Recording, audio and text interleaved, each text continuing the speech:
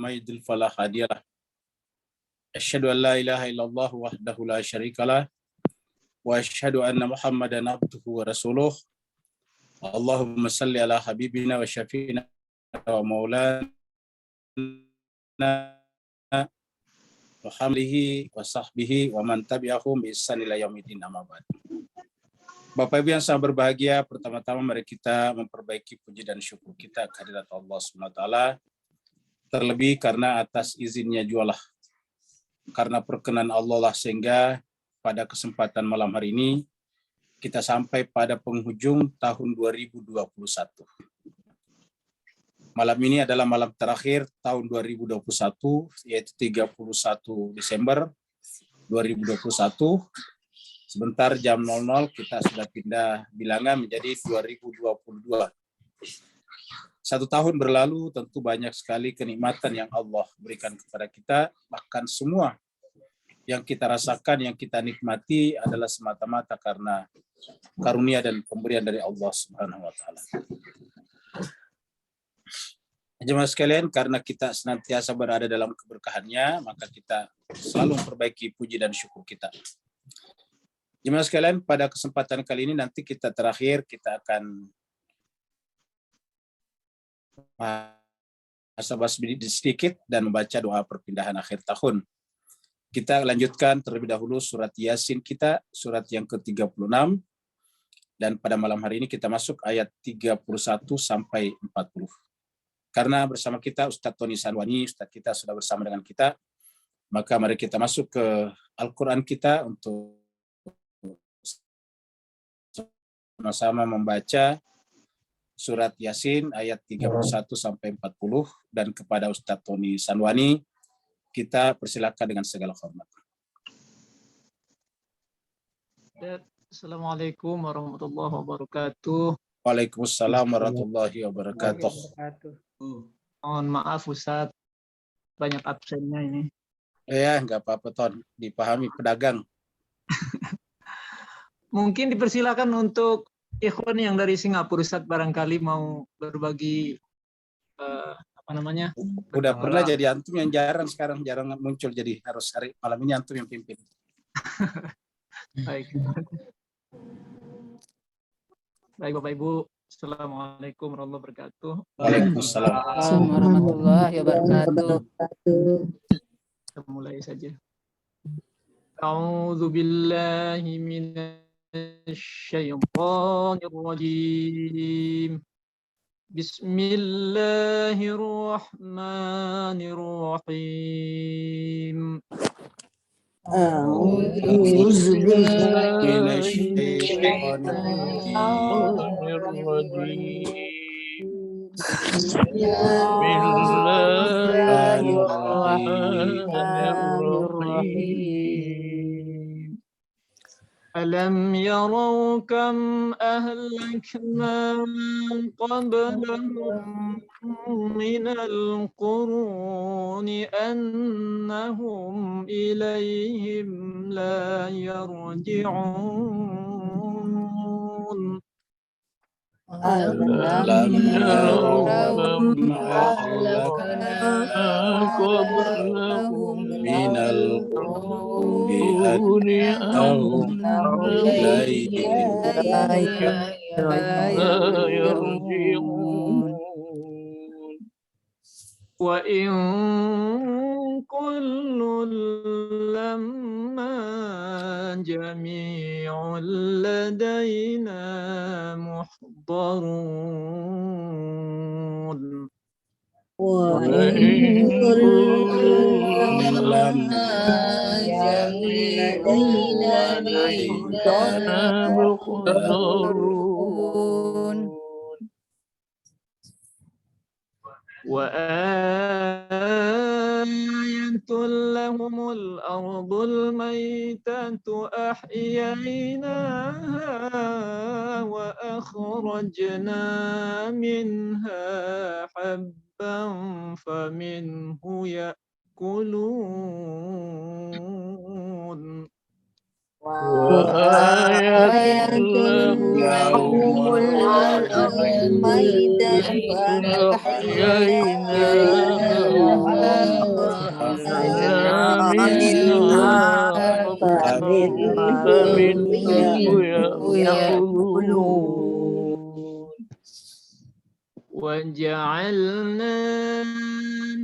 وجعلنا فيها جنات من نخيل وأعناب وفجرنا فيها من العيون وجعلنا فيها جنات من نخيل وأعناب وفجرنا فيها من العيون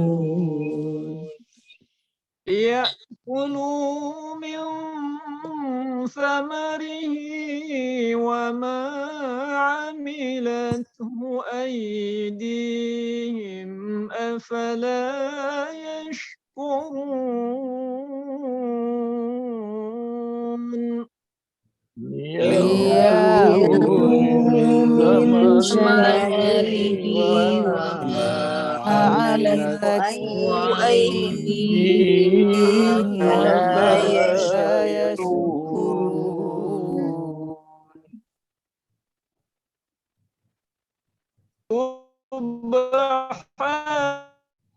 سبحان الذي خلق الأزواج كلها مما تنبت الأرض ومن أنفسها يعلمون سبحان الذي خلق الأزواج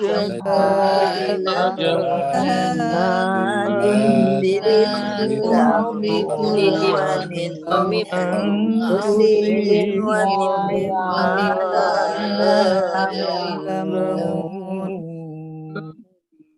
وآية لهم الليل نسلخ منه النهار فإذا هم مظلمون وآية لهم الليل نسلخ منه النهار فإذا هم مظلمون والشمس تجري لمستقر لها ذلك تقدير العزيز العليم والشمس تجري لمستقر لها تقدير العزيز العليم والقمر قدرناه منازل حتى عاد كالعرجون القديم والقمر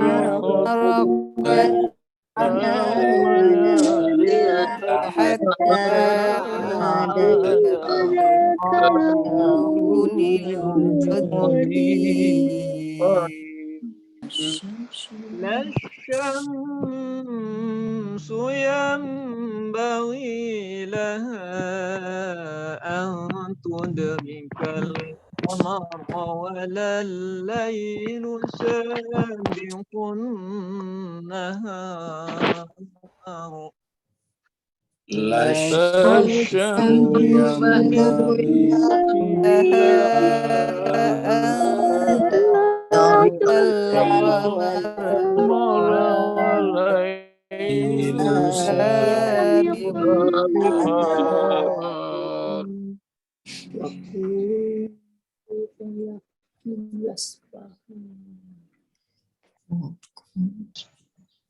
وكل في فلك يسبحون وكل في فلك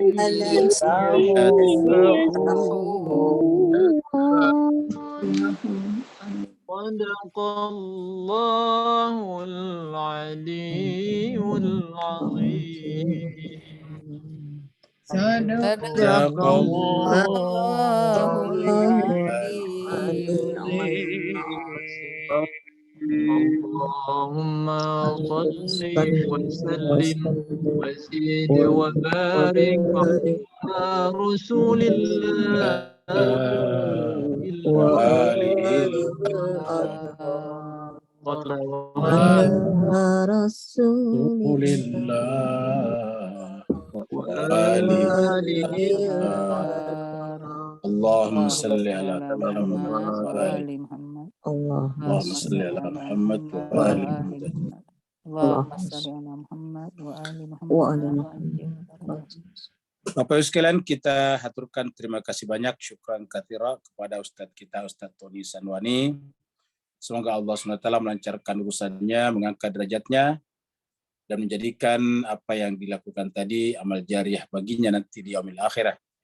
Begitu juga Bapak Ibu sekalian, semoga keikutsertaan Bapak Ibu membaca ayat suci Al-Quran, Allah jadikan itu sebagai syifa wa rahmah bagi jiwa dan kalbu Bapak Ibu semuanya, sehingga Allah SWT berkenan untuk menjadikan kita semuanya sebagai bagian daripada hamba-hamba yang mencapai derajat musyahadah.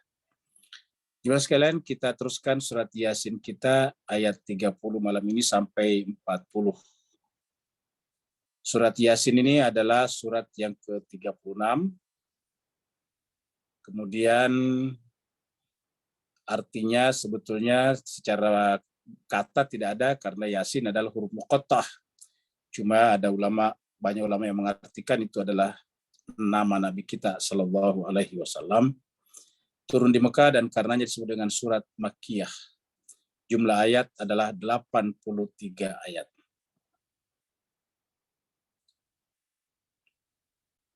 Pertemuan kita terakhir adalah sampai di ayat 30. Di mana Allah SWT berfirman, A'udzubillahi minasyaitonirrajim, Bismillahirrahmanirrahim.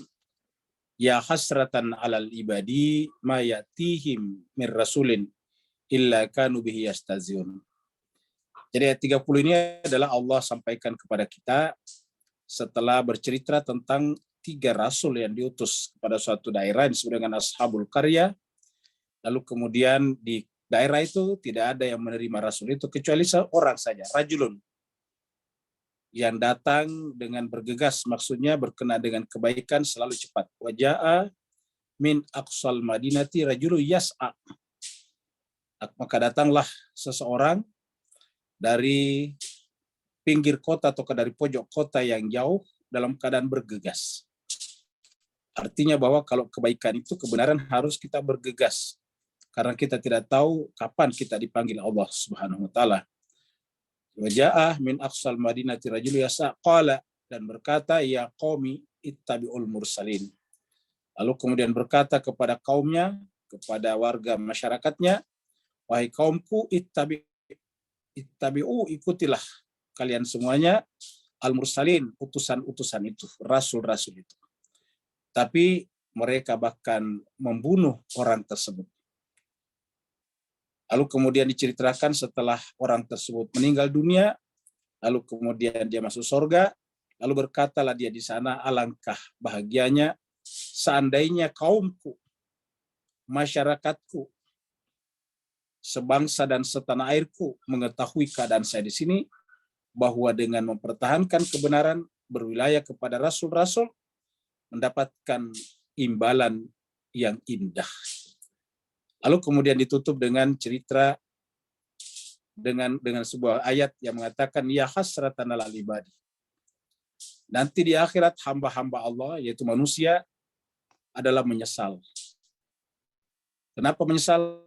Karena datang kepada mereka utusan Allah tetapi mereka tidak menanggapinya, meresponnya, kecuali menjadikannya sebagai barang olok-olokan. Ma ya'tihim mir rasulin illa kanu bihi yastahzi'un. Tiadalah datang kepada mereka rasul kecuali bahwa mereka menjadikannya sebagai yastahzi'un, barang permainan saja, barang olok-olokan saja. Ayat 31, ayat baru, Allah berbicara tentang seharusnya kita memperhatikan bahwa umat-umat, kaum-kaum, bangsa-bangsa yang menolak Rasul, mereka membangun peradaban, tapi pada akhirnya peradaban, kota-kota mereka bangun, pada akhirnya jadi musnah juga. Kita ambilkan contoh-contoh peradaban yang telah musnah. Ini adalah peradaban di Cordova, Islam dalam tanda petik di Cordova. Artinya orang Islam yang membangun, tapi belum tentu cara-caranya dengan cara-cara yang Islami. Kita tahu yang membangun Cordova itu atau Islam di Spanyol adalah Umayyah Jilid 2, disebut dengan dinasti Umayyah Jilid 2. Karena ketika dinasti Umayyah di Timur Tengah, terutama di Suriah, pada saat itu runtuh, digantikan oleh dinasti Abbasiyah yang memindahkan ibu kotanya ke Baghdad. Lalu kemudian salah seorang daripada yang tersisa dari keluarga Umayyah melarikan diri ke Spanyol, lalu kemudian membangun peradaban di sana, membangun kota-kota di sana. Tapi pada akhirnya kita lihat tidak ada juga peninggalannya, kecuali hanyalah bekas-bekas bangunan saja. Kita lihat Spanyol sampai sekarang tetap orang tempatan, boleh dikata tidak ada Islamnya. Jadi orang Islam yang datang ke sana 700 tahun membuat peradaban di Spanyol, boleh dikata tidak menyisakan apa-apa, kecuali hanyalah bekas bangunan seperti ini. Ini pun juga sudah runtuh. Ada yang tersisa masih dipelihara, tetapi tidak seberapa. Jadi artinya bahwa alangkah meruginya kita kalau demi kota-kota, demi benda-benda, demi hal-hal yang sifatnya material, lalu kemudian kita menolak ajakan para nabi untuk memperbaiki rohani spiritual kita. Allah mengatakan, alam yarau, apakah manusia, apakah mereka hamba-hamba tadi tidak memperhatikan? Kam ahlakna, betapa banyak ahlakna yang telah kami binasakan, yang telah kami hancurkan. Qablahum, sebelum mereka, minal qurun, yaitu peradaban-peradaban. Jadi alam, kenapa mereka tidak memperhatikan? Kam, sudah berapa banyak peradaban-peradaban yang telah kami hancurkan sebelum mereka. Sama juga dengan kita, sebelum kita sekarang sudah banyak peradaban yang telah hancur dan binasa. Annahum ilaihim la yarji'un. Dan mereka tidak memperhatikan bahwa mereka pada akhirnya akan kembali kepada Allah SWT. Mereka kenapa menolak rasul-rasul tadi? Karena mereka beranggapan bahwa mereka tidak akan kembali kepada Allah. Padahal faktanya kita lihat tinggal bekas-bekasnya saja. Tinggal peradaban-peradabannya saja. Lalu di manakah orang-orangnya yang tadi mencemooh para nabi dan rasul, yang tadi membunuh orang yang mengajak mereka untuk berwilayah, untuk taat, untuk mengikuti ar-rasul tersebut. Sekarang mereka sudah tidak ada. Yang ada hanyalah bekas-bekas peradabannya saja. Jadi ketika mereka beranggapan bahwa mereka tidak kembali kepada Allah, anggapan itu adalah salah adanya. Faktanya, kenyataannya sekarang bahwa mereka semuanya kembali kepada Allah Subhanahu wa taala. Jadi kita semuanya pasti akan kembali kepadanya. Karena kita kembali kepadanya, maka penolakan kita kepada rasul-rasul hanya sifatnya sementara saja. Kita menolak rasul-rasul, kita mungkin hidup setelah itu 1 tahun, 2 tahun, 3 tahun, 4 tahun, dan seterusnya. Tapi pada akhirnya kita akan mengikuti tagline ini. Kita akan mengikuti ayat ini, yaitu kita akan mengikuti jalur innalillahi wa inna ilaihi raji'un. Ini adalah rute kita manusia, ini adalah rute kita. Kita semuanya berasal dari Allah, dan kita semuanya pasti akan kembali kepada Allah Subhanahu wa taala. Ini adalah hukum yang berlaku secara umum tanpa kecuali. Makanya meski sebagai cepat atau lambat, kalau kita tidak berjumpa dengan kiamat besar, kiamat kabir, kita pasti akan berjumpa dengan kiamat kecil, kiamat shaghir. Kita semuanya pada akhirnya hanya akan diusung dengan tempat seperti ini. Kita semuanya pada akhirnya hanyalah diantar ke kuburan kita dengan menggunakan alat yang sederhana ini. Semua kita tinggalkan, kendaraan yang bagus kita simpan di rumah. Rumah kita simpan di tempatnya. Semuanya kita tinggalkan dan kita dengan alat yang sederhana ini akan diantarkan ke alam tempat peristirahatan terakhir kita, yaitu kuburan. Kita akan mengikuti alur inna lillahi wa inna ilaihi rajiun. Kita semuanya senang atau tidak senang, cepat atau lambat, ridha atau tidak, suka atau tidak suka, pasti akan kembali kepada Allah, karena kita tadinya tidak ada, dan Allah lah yang mengadakan kita, dan pada akhirnya kita akan tidak ada lagi, kembali kepada Dia yang Maha Ada, satu-satunya yang Maha Ada. Wa in kullu lamma jami'u ladaina muhdarun. Jadi harusnya mereka memperhatikan bahwa segala sesuatunya, kullun, kata-kata kullun di sini bukan hanya seluruh manusia, tapi seluruh segala sesuatunya termasuk alam. Apalagi kalau manusia. Manusia usianya jauh lebih singkat daripada alam. Ambil contohnya batu. Usia manusia jauh lebih singkat dari batu. Batu sekarang banyak yang berumur sudah ratusan juta tahun. Tetapi manusia tidak ada yang berusia, jangankan 1 juta tahun, 200 tahun pun kita tidak pernah temukan. Jadi usia batu pun lebih lama daripada usia manusia. Lalu atas dasar apa kita ingin mempertahankan batu-batu yang kita anggap bernilai, sementara pada saat yang sama kita menolak ajakan rasul-rasul. Padahal kalau kita sudah meninggal, batu itu tetap tinggal di bumi dan tidak kita bawa ke sana. Maka Allah mengatakan, wa in kullu lamma jami'ul ladaina muhdarun.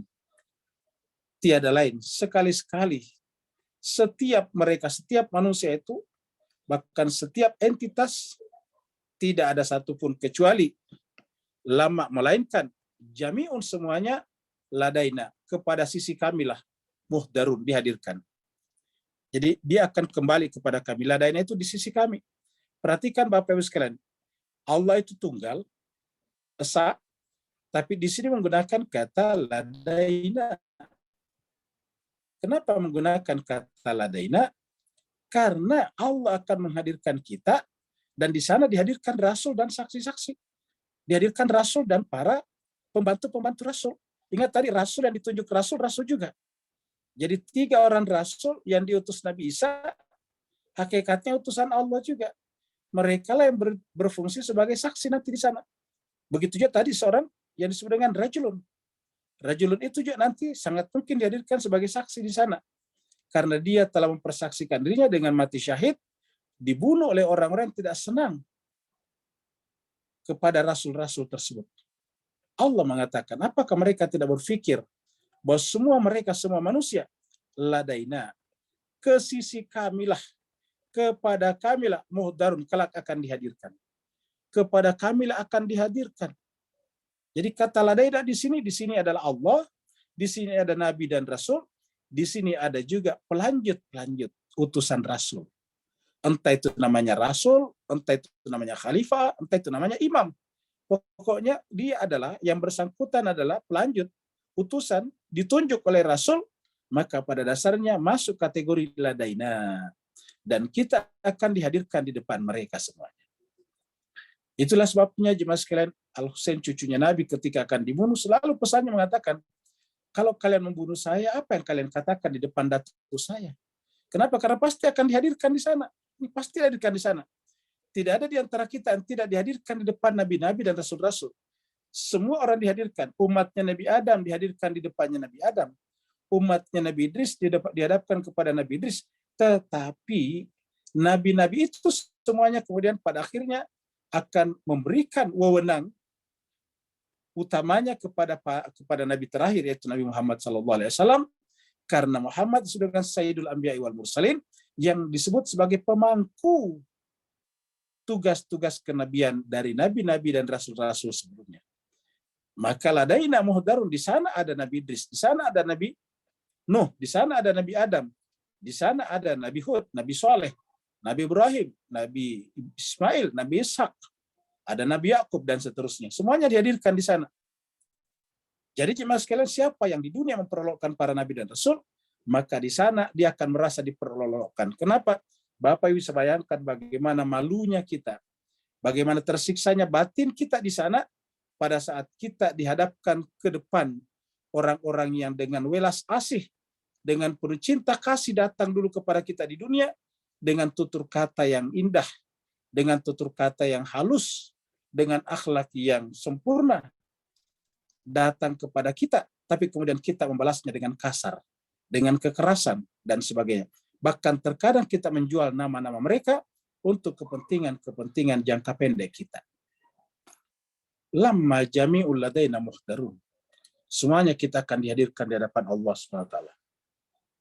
Allah lalu mengingatkan kita bahwa satu, secara biologis kita diciptakan olehnya.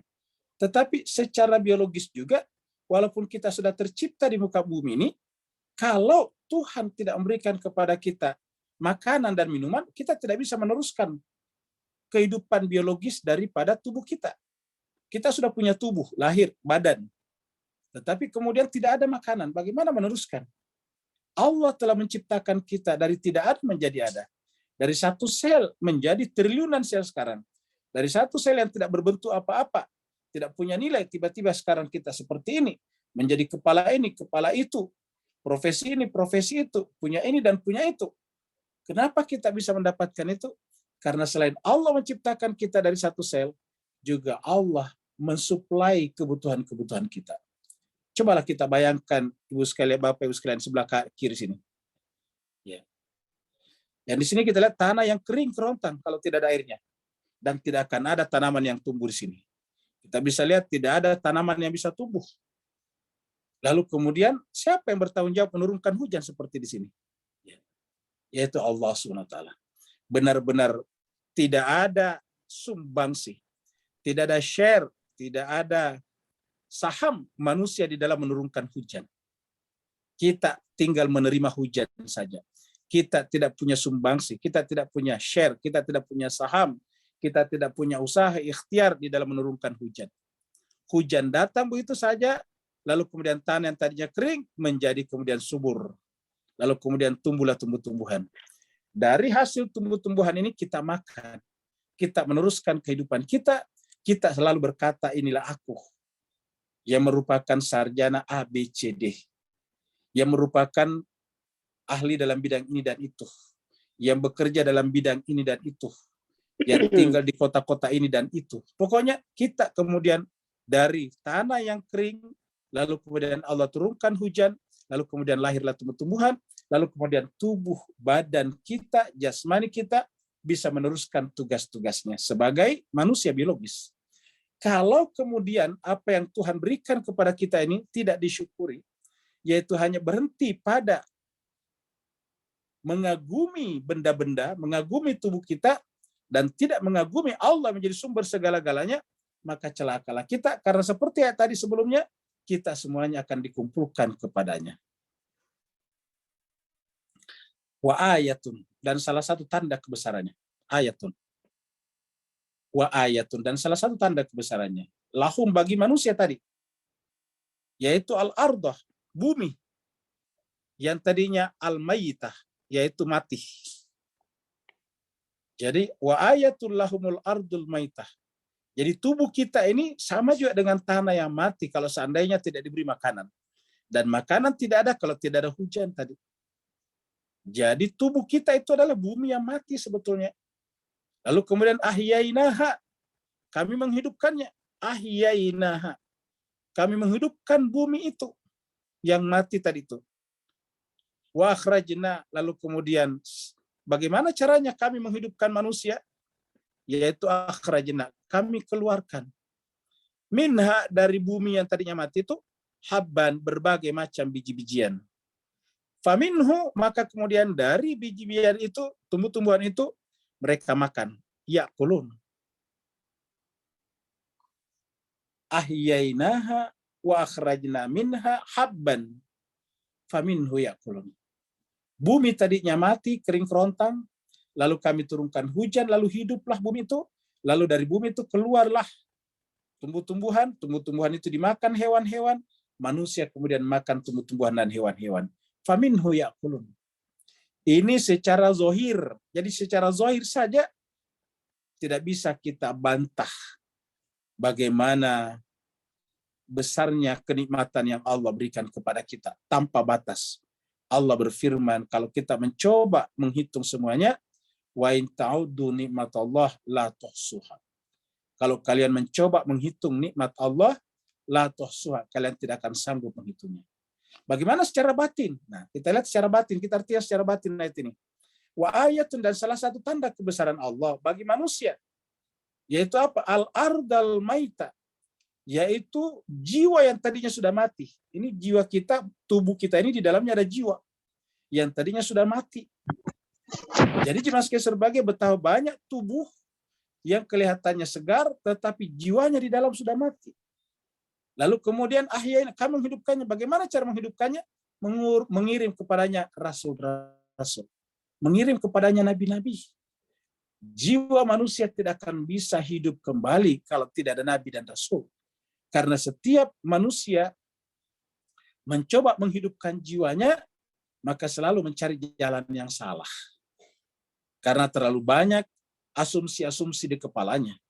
Terlalu banyak pikiran-pikiran yang hanya berbentuk anggapan-anggapan saja. Praduga-praduga saja. Maka jemaah sekalian berbahagia, untuk memastikan kebenaran itu, Allah menurunkan kemudian wahyu. Wahyu itu kemudian menghidupkan jiwa manusia.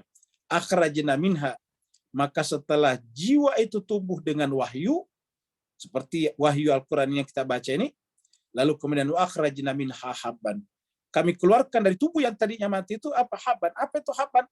Akhlakul karimah, tutur kata yang indah, perbuatan yang bagus, lisan yang terjaga, tangan dan kaki yang sejalan dengan syariat-syariat Allah Subhanahu wa taala. Faminhu ya'kulun, lalu kemudian dari akhlak itu menghidupkan lagi jiwa-jiwa orang lain yang mati. Makanya Nabi mengatakan sebagai dirinya, sebagai utusan Allah, dia datang dalam rangka menyempurnakan akhlak. Innama bu'itsu liyutammima makarimal akhlak. Sungguhnya atau hanya saja saya diutus dalam rangka makarimal akhlak, menyempurnakan akhlakul karimah.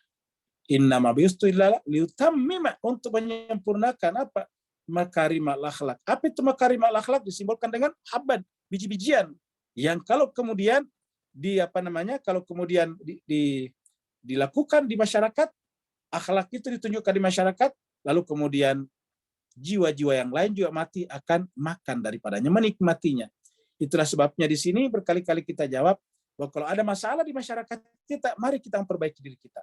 Kita tidak akan pernah bisa memperbaiki masalah di sekitar kita kalau kita tidak mulai dari diri kita. Allah mengatakan ku anfusakum, harus mulai dari diri kita sendiri. Harus jaga dulu dirinya. Ku anfusakum. Kata ku anfusakum secara harafi artinya jaga dirinya. Tapi bisa juga diartikan dengan ibda binafsik. Mulai dari diri kalian. Apa yang kita mulai dari diri kita? Cahaya. Apa itu cahaya dalam jiwa kita? Pengetahuan, makrifat kepada Allah. Yang bersumber dari wahyu tadi. Jadi kata-kata ahyainah kami wahyukan kepadanya. Dan dengan wahyu itu seperti mana air hujan, menghidupkan jiwa-jiwa yang tadinya mati. Sehingga jiwa-jiwa yang tadinya mati, keluarlah akhlakul karimah. Keluarlah tutur kata yang indah. Keluarlah tindakan-tindakan yang arif dan bijaksana. Dan itulah yang dicontohkan oleh Nabi kita. Dan Allah mengatakan, laqad kana lakum fi Rasulillahi uswatun hasanah. Sungguh pada diri Rasul, untuk kalian semuanya, ada uswatun hasanah. Ada panduan, ada pedoman, ada uswatun, contoh teladan yang indah, yang mulia. Apa teladan yang mulia? Terutama akhlakul karimah yang dicapai melalui apa yang disebut dengan al-hikmah. Al-hikmah adalah puncak perjalanan keagamaan, mulai daripada memahami bahwa segala sesuatu yang ada adalah ayat Allah. Setelah itu kita tazkiyatun nafs, mensucikan jiwa kita. Lalu kemudian kita mempelajari ayat-ayat Al-Quran, kata demi kata, ayat demi ayat, surat demi surat, maka semuanya nanti akan menghiasi jiwa kita. Lalu kemudian terakhir, wal hikmah, muncullah hikmah. Dan hikmah itulah yang disebut di sini dengan faminhu ya'kulun. Dari hikmah itulah jiwa-jiwa manusia yang lain menikmatinya. Itulah yang menyebabkan kenapa beribu-ribu orang di sekitar Nabi pada saat itu memeluk Islam. Karena akhlakul karimahnya. Di dalam surat Ali Imran sudah diabadikan, fabima rahmatin minallah lintalahum walau kunta fazzan ghalidal qalb lan faddu min haulik fa'fu anhum wastaghfir lahum wasyawirhum fil amr fa iza azamta fatawakkal 'ala Allah innallaha yuhibbul mutawakkilin. Disebabkan karena rahmat dari Allah Muhammad. Fabima rahmatin minallah lintalahum, kamu bersikap lemah lembut kepada manusia. Walau kuntah, seandainya engkau fadzan, bersikap kasar, ghalidal qalb, dan hati keras kepada mereka, lan faddu min haulik, mereka akan lari dari sekitar kamu. Maka yang menyebabkan manusia beratus-ratus, beribu-ribu datang memeluk agama Muhammad pada saat itu adalah karena akhlakul karimahnya. Dan apa yang menyebabkan mereka meninggalkan pemuka-pemuka masyarakat Mekah yang anti Muhammad pada saat itu juga karena akhlaknya yang rusak, disebut dengan akhlak jahiliyah. Maka akhirnya apa yang terjadi? Kemenangan ada pada Muhammad. Kenapa? Karena akhlakul karimah. Dari mana munculnya akhlakul karimah? Dari jiwa yang ma'rifat kepada Allah SWT. Jiwa yang ma'rifat kepada Allah disebut dengan jiwa yang hikmah, yang hakim.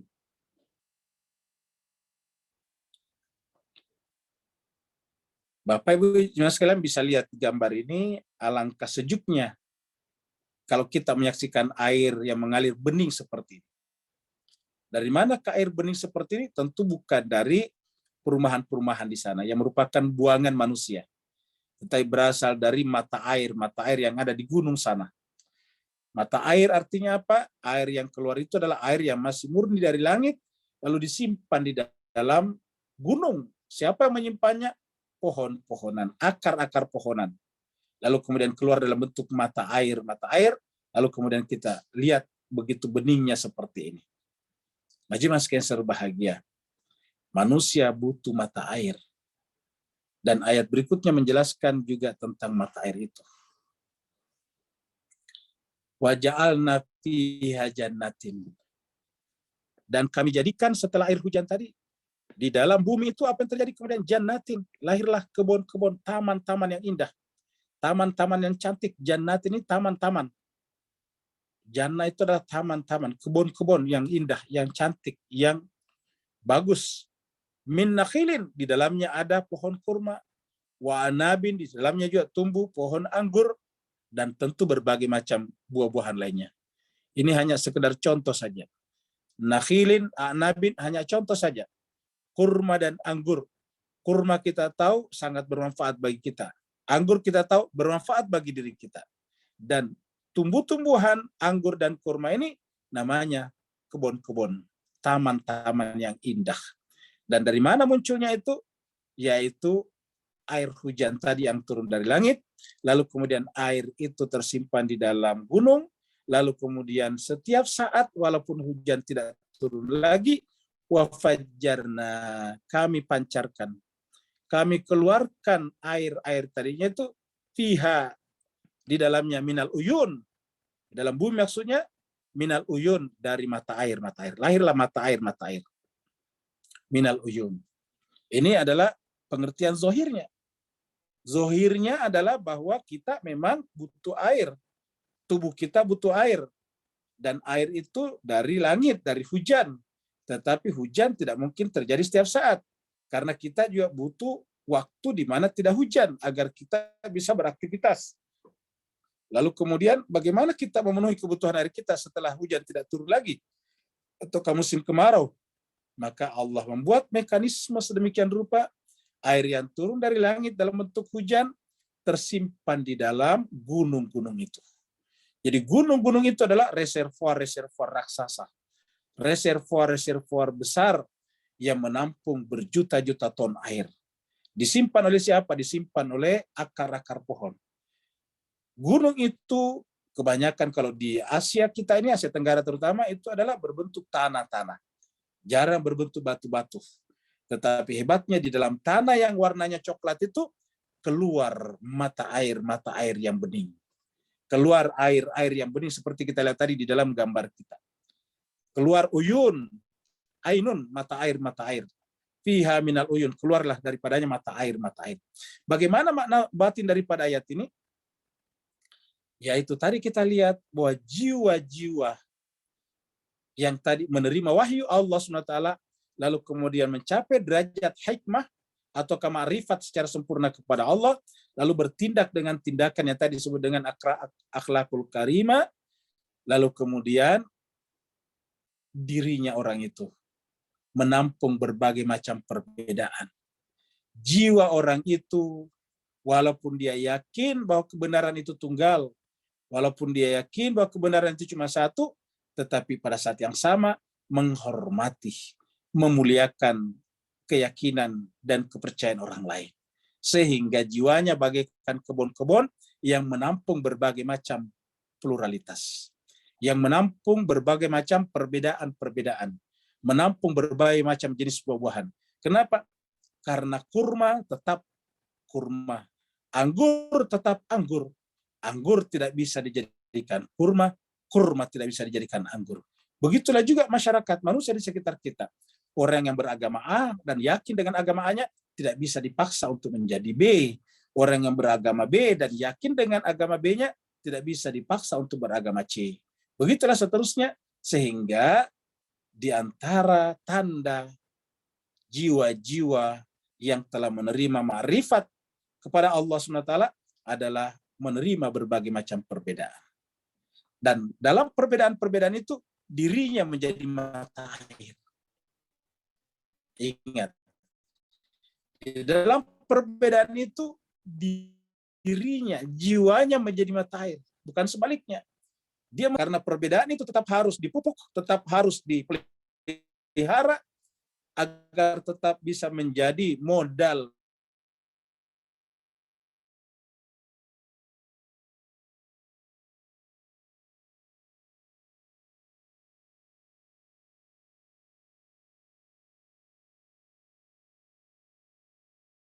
masing-masing, agar diri kita menjadi sebagai mata air yang daripadanya kurma membutuhkannya, anggur membutuhkannya, pisang membutuhkannya, durian membutuhkannya, dan tanaman-tanaman lain membutuhkannya.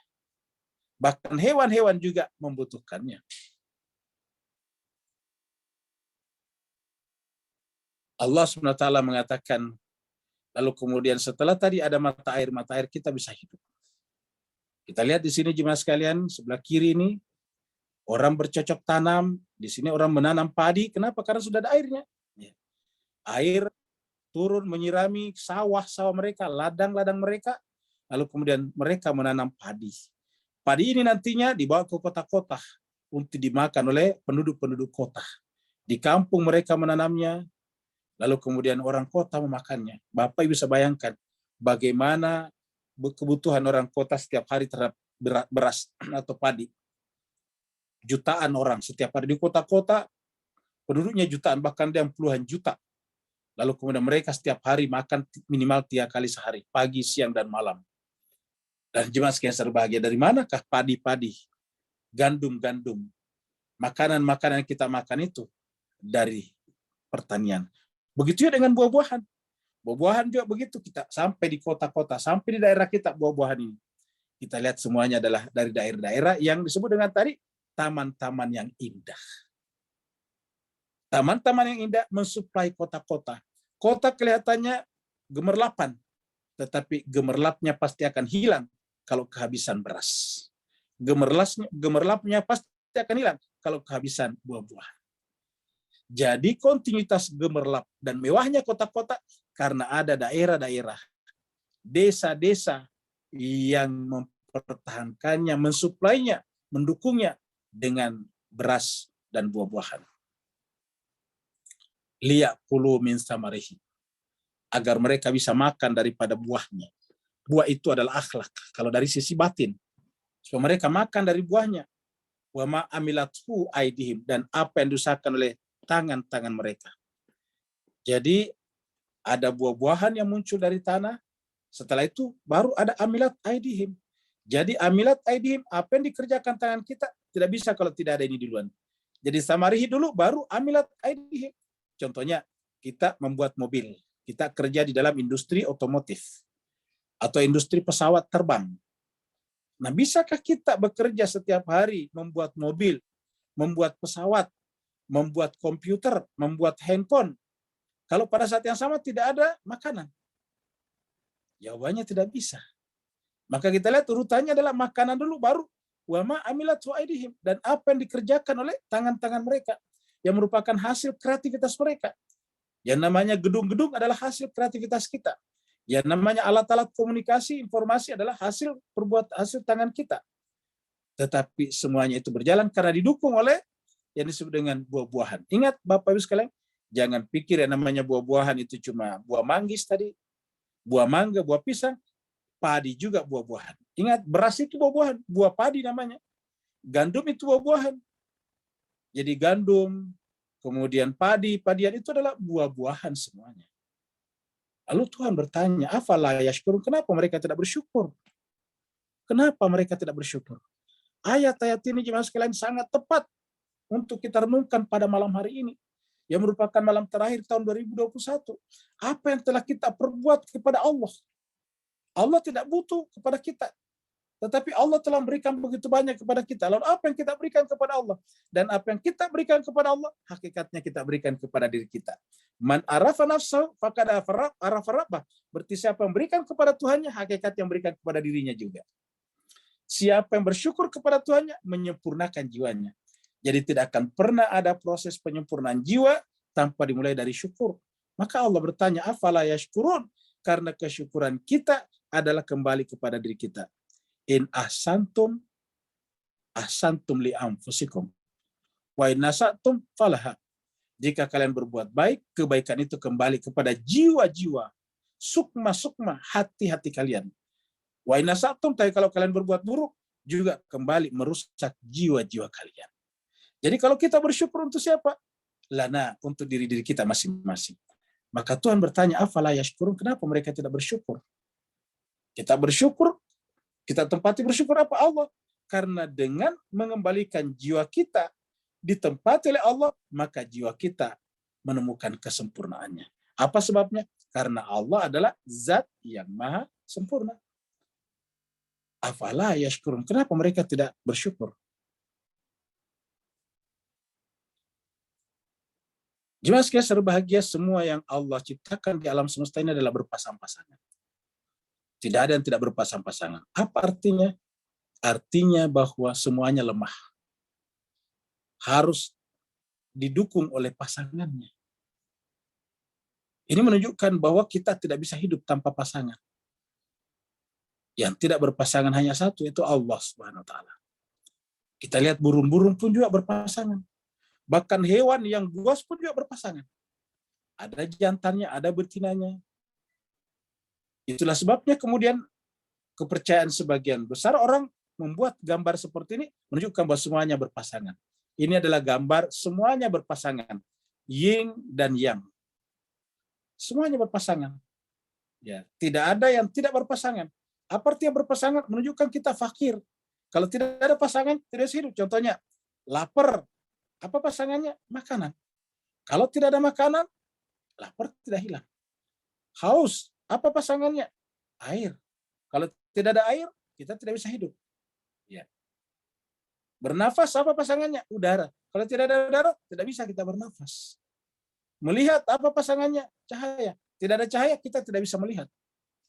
Mendengar, apa pasangannya? Suara. Kalau tidak ada suara, kita tidak bisa mendengar apa-apa. Semuanya berpasang-pasangan. Jadi bukan hanya laki, perempuan, jantan, betina, negatif, positif, yang berpasangan, tapi semuanya berpasang-pasangan. Menunjukkan bahwa semuanya fakir. Karena mata menjadi tidak bisa berbuat apa-apa kalau tidak ada cahaya. Kuping dia tidak bisa berbuat apa-apa tanpa suara. Haus tidak bisa berbuat apa-apa kalau tidak ada air. Lapar tidak bisa terobati apabila tidak ada makanan. Dan kita tidak bisa hidup kalau hanya siang terus-menerus. Kita butuh malam untuk istirahat. Tapi kita juga tidak bisa hidup kalau hanya malam terus-menerus. Kita butuh siang. Itulah sebabnya jemaah sekalian. Surat Yasin adalah surat yang ke-36.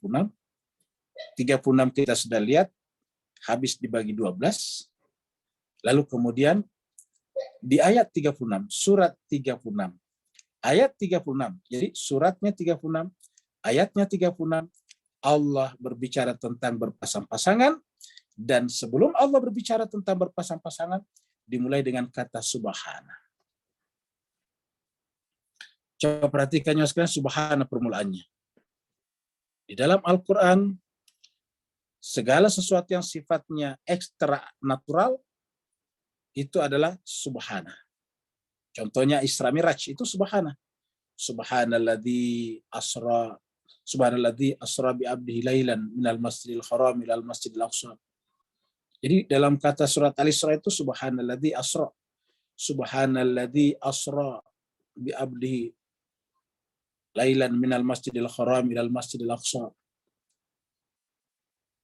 Di sini katakan subhanalladzi khalaqa. Maha suci dia yang telah menciptakan. Ya, jadi kalau ada kata maha suci dia, di belakangnya ada status yang sebetulnya melampaui alam. Di mana? Yaitu al-azwajah, semuanya berpasang-pasangan. Semuanya berpasang-pasangan. Di mana letak melampaui alam di sini sebetulnya berpasang-pasangan?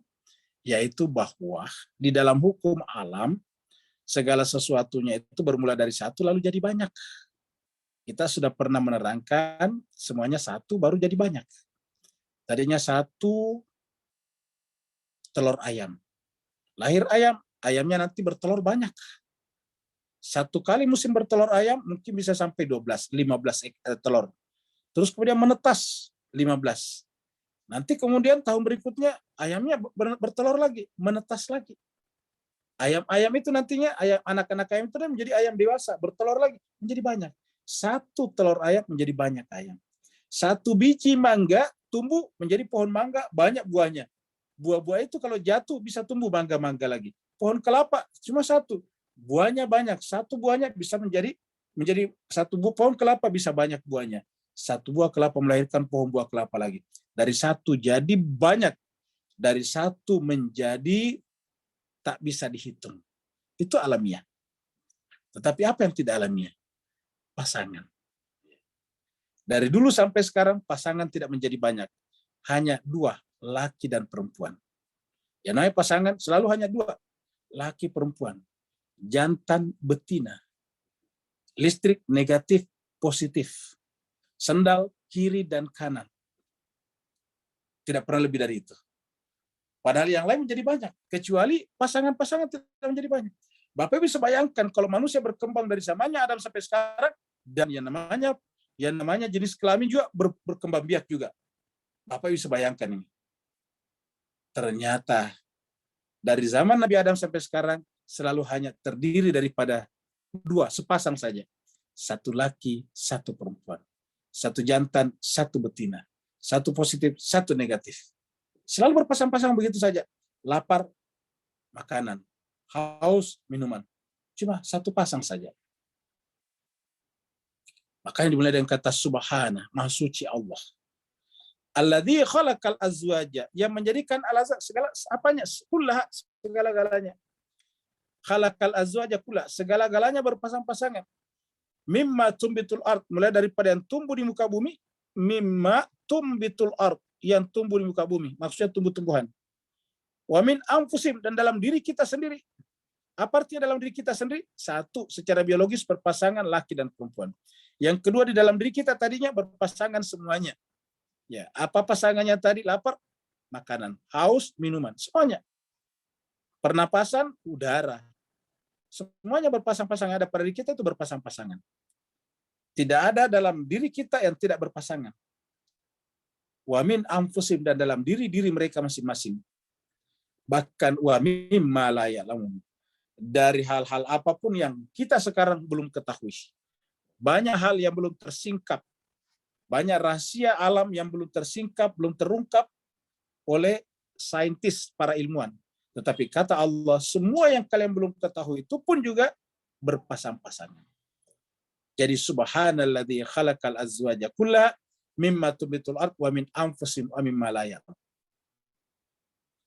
Haji Mas Kaiser bahagia. Yang tidak berpasangan hanya Allah Subhanahu wa taala.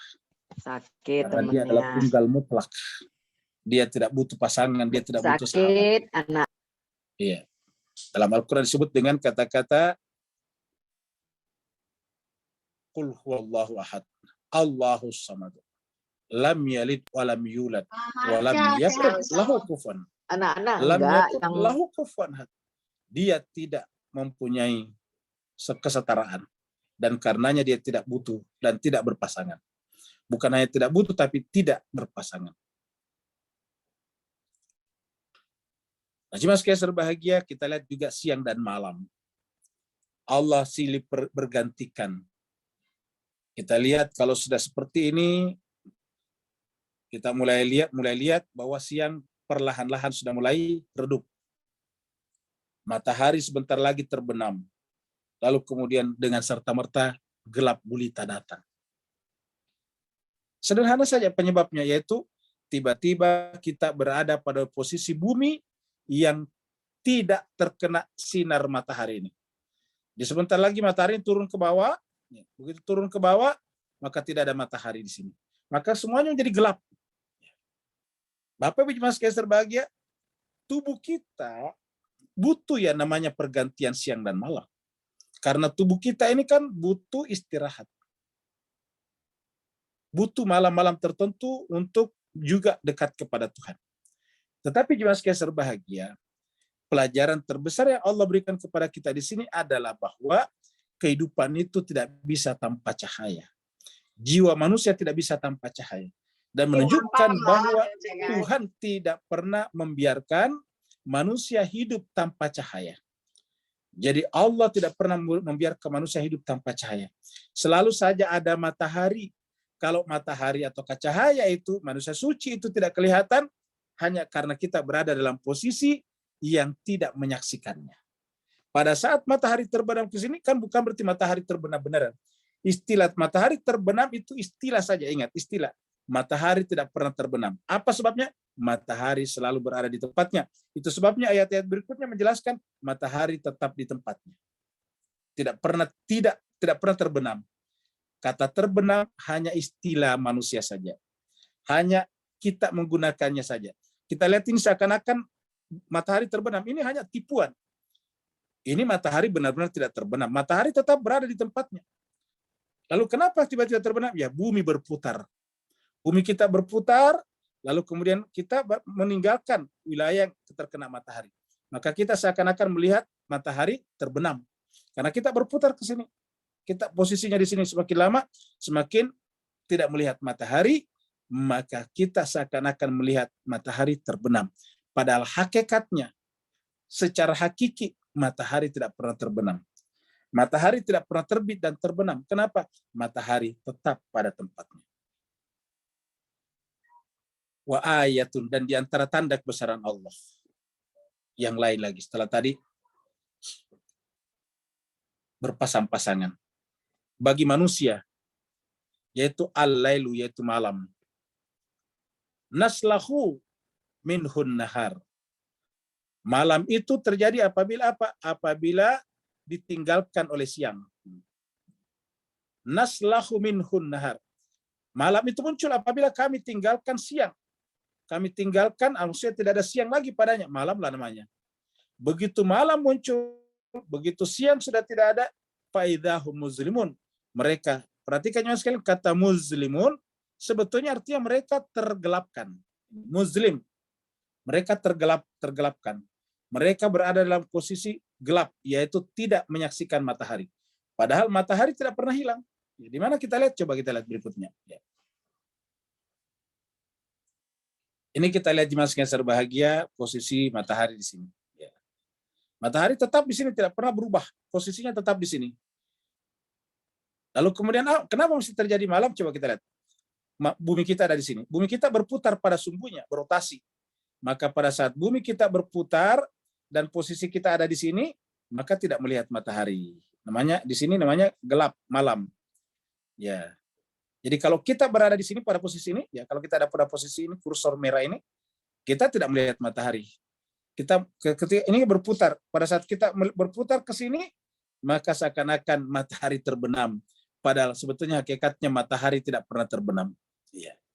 Kita tertipu. Jadi Allah tidak pernah meninggalkan kehidupan kita dengan cahaya, dengan manusia suci. Kalau kita berada dalam kegelapan, karena kita berada pada posisi yang terlindungi dari cahaya. Kita lihat sebagai ini bumi berputar mengelilingi matahari satu kali dalam satu tahun dengan kecepatan 106.000 km per jam. 106.000 km per jam. Dan kita lihat ini radiusnya atau lingkarannya, ini apa namanya jari-jarinya, ada yang 147, ada yang 152, paling panjang di sini. Kita rata-ratakan 150 juta kilometer. Jadi bisa bayangkan jarak kita dari matahari adalah 150 juta kilometer kurang lebih. 150 juta kilometer. Dan matahari jauh lebih besar daripada bumi kita. Wasyamsu, dan matahari. Tajri, bergerak. Tajri itu bergerak, berjalan, bergerak, berputar.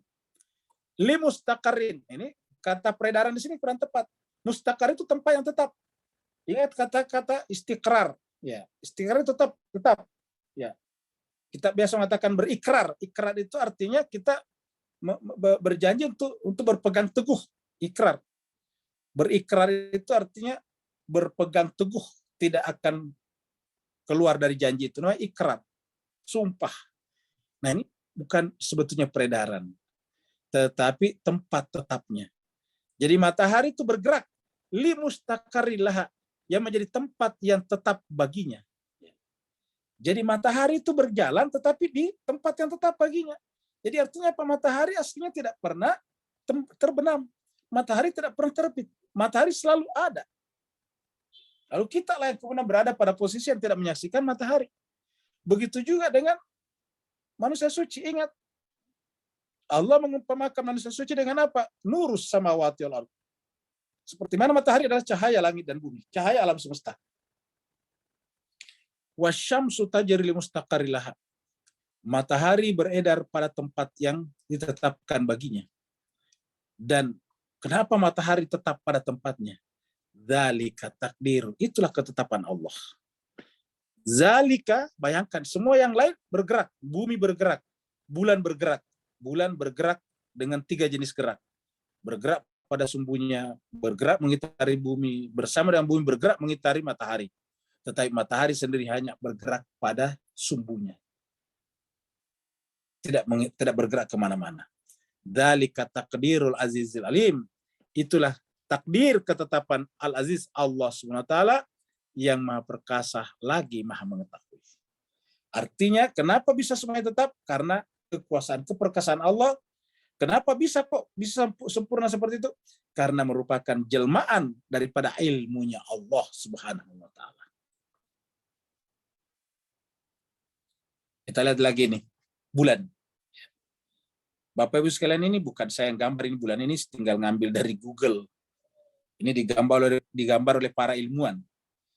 Jadi para ilmuwan menjelaskan bahwa posisi-posisi bulan itu secara astronomi itu ada 12 ternyata. Coba kita lihat. Coba Bapak Ibu sendiri hitung ini. Ingat, ini bukan saya yang bikin. Tinggal ngambil dari buatannya para ilmuwan.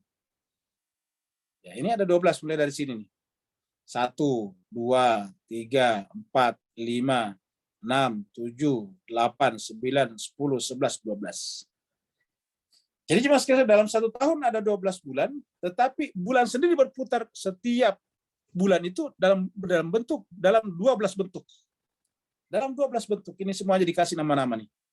Dalam 12 bentuk. Ya. Sebut dengan bulan baru di sini. Bulan baru inilah yang dicari menjelang Ramadan, 1 Ramadan dan 1 Syawal. Kemudian mulai kelihatan di sini bulan sabit. Baru kemudian bulan setengah di sini, tiga tempatnya nih posisinya. Ya. Kemudian ada bulan bungkuk, kemudian bulan purnama, begitulah seterusnya. Pokoknya ada 12 posisinya. 12 bentuk bulan. Wal qamar. Tadi wasyams, sekarang wal qamar. Dan rembulan. Qaddarnahu, kami telah mentakdirkan dia. Mentakdirkan, memutuskan dia. Apa itu? Manazilah. Berpindah-pindah tempatnya. Manazil, tempatnya. Qaddarnahu manazilah. Hatta dia berputar, hatta sampai ada kembali lagi. Seperti al-urjunil qadim. Ada kal-urjunil qadim, seperti lagi bentuk semula. Urjunil qadim. Jadi kita tidak artikan tanda, tetapi seperti bentuk semula lagi. Ya. Jadi hatta ada kal-urjunil qadim. Rembulan kami tetapkan dia untuk tetap berubah-ubah. Ada manazil, ada manzilahnya. Sampai kemudian kembali lagi kepada begitulah berputar dalam 12 posisi selama kurang lebih 29 atau 30 hari. Ada kurang lebih 12 posisi. Kembali kepada semula lagi. Ini kita lihat jemaah sekalian. Ini matahari. Ini matahari adalah bola api raksasa. Ini lihat bola api raksasa. Lalu kemudian ini adalah bumi. Ini bulan. Yang kita sampaikan tadi, bulan ini 3 geraknya. Gerak pertama berputar pada sumbunya, pada porosnya. Yang kedua juga berputar mengelilingi bumi. Lalu kemudian bersama dengan bumi berputar mengelilingi matahari dengan kecepatan 106.000 km per jam. Bapak bisa bayangkan bagaimana ribetnya nih, bagaimana sulitnya sebetulnya nih membuat gerakan ini kalau kita yang bikin. Ini berputar pada sumbunya. Ini juga berputar pada sumbunya. Selain berputar pada porosnya atau sumbunya, juga bergerak mengitari bumi dengan kecepatan yang konstan.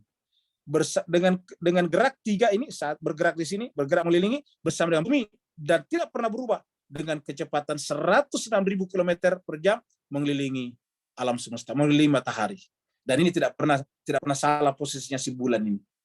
Luar biasa. Ya. La syamsu yang bagilah. Matahari itu tidak pernah la syamsi yang bagilah. Matahari itu tidak pernah menggapai bulan. Atau matahari tidak pernah menabrak bulan. La syamsu yang bagilah. Matahari itu tidak pantas baginya antudrikal kamara, untuk menjangkau antudrika al-qamarah, untuk menabrak bulan. Jadi matahari itu tidak mungkin yang bagilah, tidak pantas bagi, tidak mungkin baginya. Kita artikan tidak mungkin baginya. Bukan tidak pantas, tapi tidak mungkin baginya antudrikal kamara, untuk menyentuh bulan, untuk menabrak bulan. Atau sebaliknya, bulan tidak mungkin menabrak matahari. Walal lailu sabiqun nahar. Begitu juga malam tidak mungkin mendahului siang. Tidak mungkin putarannya kacau berubah. Tiba-tiba menjelang siang balik lagi jadi malam, tidak mungkin. Walal lailu sabiqun nahar. Wa kullun, semuanya itu.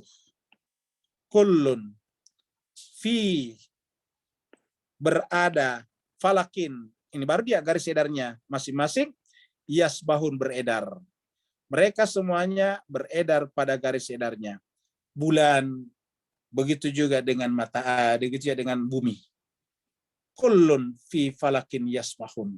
Di dalam posisi-posisi falaknya, posisi-posisi semestanya, mereka semuanya taat kepada Allah Subhanahu wa taala. Bapak Ibu jemaah sekalian, ayat-ayat ini nanti kita paham betul maknanya sekarang. Setelah ilmu astronomi dan astrofisika maju. Bapak Ibu bisa bayangkan, ini turun 1400 tahun yang lalu.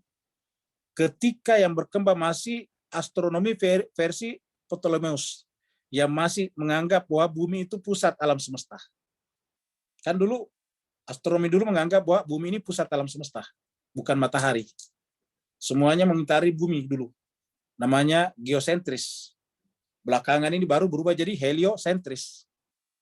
Tapi Al-Quran Bapak Ibu bisa lihat, ini turun 1400 tahun yang lalu dan sejalan dengan temuan-temuan ilmu pengetahuan. Apa sebabnya? Karena ini bukan karangan manusia. Ini datang dari Allah Subhanahu wa taala. Maka Bapak Ibu jemaah sekalian berbahagia, dari ayat 31 sampai 40 ini Allah memperlihatkan kepada kita kebanyakan apa? Tanda-tanda kebesarannya. Bagaimana kita manusia bisa hidup? Allah memberikan kepada kita air.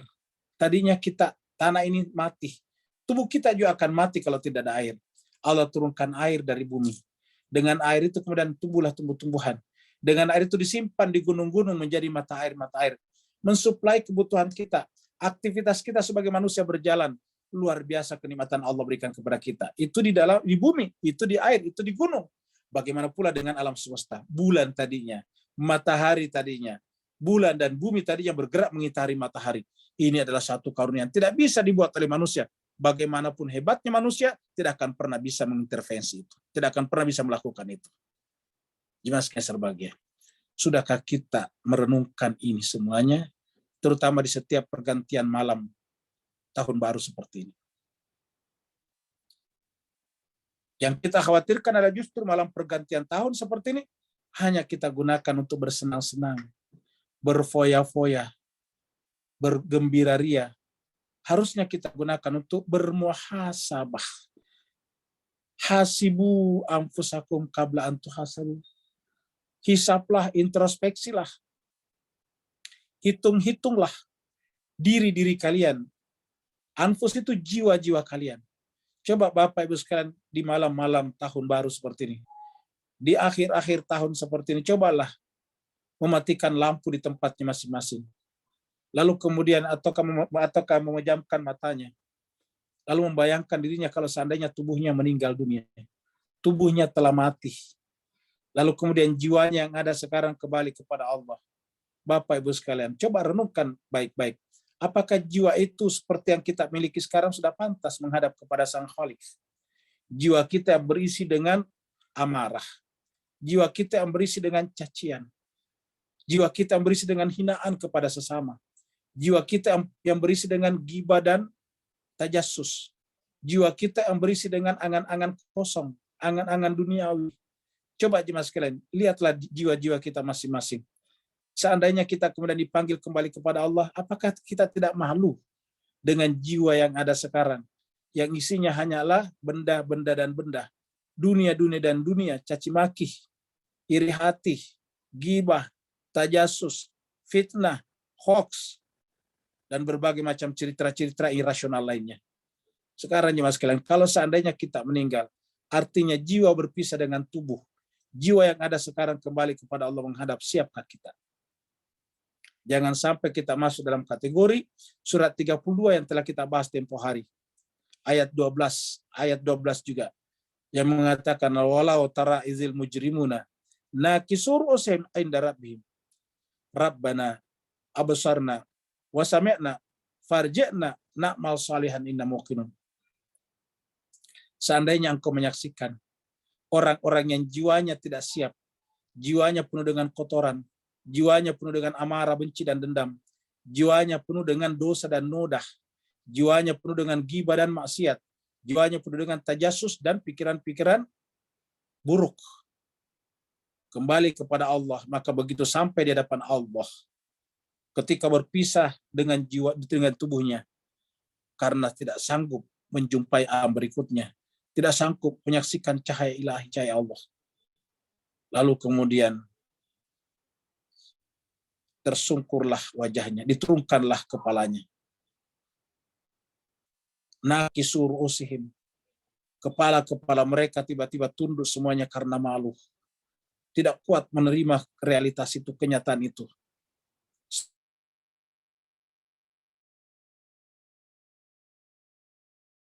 Tuhan kami menyaksikan. Wasami'na, kami telah mendengar. Benar-benar ada sesuatu yang kami lihat. Ada sesuatu yang kami dengar, ada alam yang jauh lebih indah daripada alam di dunia sana. Tapi ya Allah, jiwa kami tidak siap menerima dan hidup di alam ini. Jiwa kami yang kotor ini, jiwa kami yang penuh dengan dosa dan noda ini, tidak sanggup hidup di sini. Maka ya Allah, farji'na, kembalikanlah kami ke dunia. Untuk apa? Na'mal salihan. Kami akan beramal bersama dengan orang-orang saleh. Na'mal salihan. Inna muqinun. Sekarang kami sudah yakin. Saat ini kami sudah yakin. Nah, Bapak Ibu jemaah sekalian, marilah kita merenungkan muhasabah. Apa benar kalau seandainya kita dipanggil Allah SWT, kita sudah siap? Kenapa ini penting sekali Bapak Ibu sekalian? Karena betapa banyak orang yang tahun lalu meninggalkan tahun 2020, masuk ke 2021, masih ingin hidup di sepanjang tahun 2021. Tetapi Allah tidak memberikan lagi izin kepadanya. Di sepanjang 2021 ini, jutaan orang meninggal dunia. Dari kalangan masyarakat paling bawah sampai masyarakat paling atas berpangkat. Dari masyarakat yang paling tidak berpunya sampai kepada masyarakat yang paling berpunya. Semua jenis masyarakat meninggal dunia. Ada artis, ada orang biasa. Ada pejabat, ada rakyat jelata. Meninggal dunia jemaah sekalian. Padahal mereka semuanya sangat mungkin masih punya harapan-harapan, idaman-idaman untuk tahun 2022. Tetapi Allah SWT tidak mengizinkannya lagi. Bapak Ibu yang sangat berbahagia, kalau seandainya Allah SWT mengizinkan kita pada malam ini untuk melewati tahun 2021 sebentar jam 00, adakah di antara Bapak Ibu sekalian yang berani menjamin, memastikan bahwa bisa hidup sampai tahun 2023 mendatang? Tidak ada di antara kita yang menjaminnya. Banyak orang yang kelihatannya sehat, tiba-tiba meninggal dunia. Banyak orang kelihatannya masih kuat, tetapi tiba-tiba meninggal dunia. Meninggal dunia ada yang karena sakit, ada yang karena kecelakaan, ada yang karena sebab-sebab yang lain. Dan jemaah sekalian berbahagia, di tahun 2022 mendatang, yakin dan percaya, pasti banyak lagi juga orang meninggal dunia. Pasti jutaan lagi orang meninggal dunia. Adakah jaminan bahwa di antara jutaan yang akan meninggal dunia tahun 2020 nanti itu, kita tidak termasuk salah satunya? Sangat mungkin, boleh jadi, tidak tertutup kemungkinan bahwa salah satu di antaranya adalah kita semuanya. Sangat mungkin kita adalah salah satu di antaranya. Maka Bapak Ibu sekalian, marilah kita memanfaatkan pergantian tahun seperti ini untuk takarrub, qurbatan ilallah, muhasabah kepada Allah SWT, melihat apa yang telah kita lakukan selama ini. Apakah kita sudah siap kembali kepada Allah? Seandainya kita sudah dipanggil kembali kepada Allah, seandainya Allah mengirim kepada kita malaikat penjemput yang disebut dengan malakul maut. Itulah sebabnya Bapak Ibu sekalian, marilah kita meminta kepada Allah di penghujung tahun ini, di permulaan tahun 2022 sebentar malam, kita membaca doa perpindahan ulang tahun berikut ini. Bapak Ibu sekalian bisa membaca doanya di tempat masing-masing, bisa juga melihat ke layar ini. Saya sudah persiapkan doa yang kita baca di layar kita. Bapak Ibu jemaah sekalian berbahagia, kalau biasanya kita berdoa dulu baru tanya jawab, sekarang kita berdoa dulu baru tanya jawab. Kalau dulu tanya jawab dulu baru berdoa, sekarang kita berdoa dulu baru tanya jawab. Jemaah sekalian berbahagia, nanti kita baca doa ini, Bapak Ibu bisa baca, bisa lihat. Saya bantu membacakan dulu. Allah berfirman, doanya adalah ya muqallibal qulub. Bisa kita tambahkan di depannya. Bismillahirrahmanirrahim. Allahumma ya muqallibal qulub wal absar, ya mudabbiral laili wan nahar, ya muhawwilal khawli wal ahwal, hawwil halana ila ahsanil hal birahmatika ya arhamar rahim. Ya muqallibal qulub wal absar, wahai Tuhan yang membolak-balikkan hati dan penglihatan, pandangan. Ya mudabbiral laili wan nahar, wahai Tuhan yang mengatur urusan pergantian malam dan siang. Seperti tadi kita baca dalam surat Yasin. Ya muhawwilal hauli wal ahwal. Wahai Tuhan yang mengkondisikan, yang mengubah berbagai macam keadaan dan keadaan-keadaan apapun juga. Mengubah haul menjadi al-ahwal, merubah satu energi menjadi energi yang lain. Ya muhawwilal hauli wal ahwal. Wahai Tuhan yang merubah satu energi keadaan menjadi banyak keadaan yang berikutnya. Hawil, ubahlah halana, keadaan kami, ila ahsanil hal, menjadi keadaan yang paling baik atau yang lebih baik. Jadi intinya doa kita, hawil halana ila ahsanil hal. Ubahlah, kondisikanlah keadaan kami menjadi keadaan yang paling baik di tahun yang akan datang maksudnya. Birahmatika, karena rahmatmu, ya arhamar rahim, wahai Tuhan yang memiliki sebaik-baik cinta dan kasih sayang. Sebaik-baik pengasih dari seluruh yang mengasihi. Nah, jadi jemaah sekalian serbagi, inilah doa pergantian tahun kita. Oleh sebab itulah jemaah sekalian serbagi, mari kita sama-sama menutup majelis kita sebelum kita diskusi dengan berdoa, dengan ditutup juga nanti dengan doa ini. Jadi doa ini kita terakhir kita baca. Semoga Allah SWT memperbaiki keadaan kita. Bismillahirrahmanirrahim. Alhamdulillahirabbil alamin. Hamdan syakirin, hamdan na'imin, hamdan yuafi ni'amahu wa yukafi mazidah. Ya Rabbana lakal hamdu kama yanbaghi li jalali wajhikal karim wa azimi sultanik. Allahumma salli ala Muhammadin wa ala ali Muhammad. Allahumma rabbana ighfir lana dunubana wa liwalidina warhamhuma kama rabbayana shighara. Allahumma ya Allah Tuhan kami, ampunilah segala dosa dan kesalahan kami. Juga dosa dan kesalahan kedua orang tua kami. Sayangilah keduanya sebagaimana keduanya menyayangi kami waktu kecil. Terutama ibunda kami yang telah mengandungkan kami dalam keadaan lemah dan terus bertambah lemah. Kemudian melahirkan kami dalam keadaan bersusah payah. Lalu menyapi kami 2 tahun lamanya. Ya Allah Tuhan kami, ampuni dosa dan kesalahan saudara muslim kami. Dosa dan kesalahan saudara mukmin kami. Laki-laki ataupun perempuan, masih hidup ataupun telah meninggal dunia. Ya Allah Tuhan kami, satukanlah hati-hati kami di antara kaum muslim, ya Allah. Terutama di tahun 2022 mendatang, ya Allah, satukanlah hati-hati. Satukanlah pandangan, satukanlah jiwa, satukanlah jiwa-jiwa kaum muslim, ya Allah. Bukan hanya di Indonesia, tapi di seluruh penjuru dunia, ya Allah. Agar mereka semuanya bisa melangkah dengan langkah yang sama menuju kepada kemakmuran dan ma'rifat kepadamu, ya Allah Tuhan kami. Jauhkanlah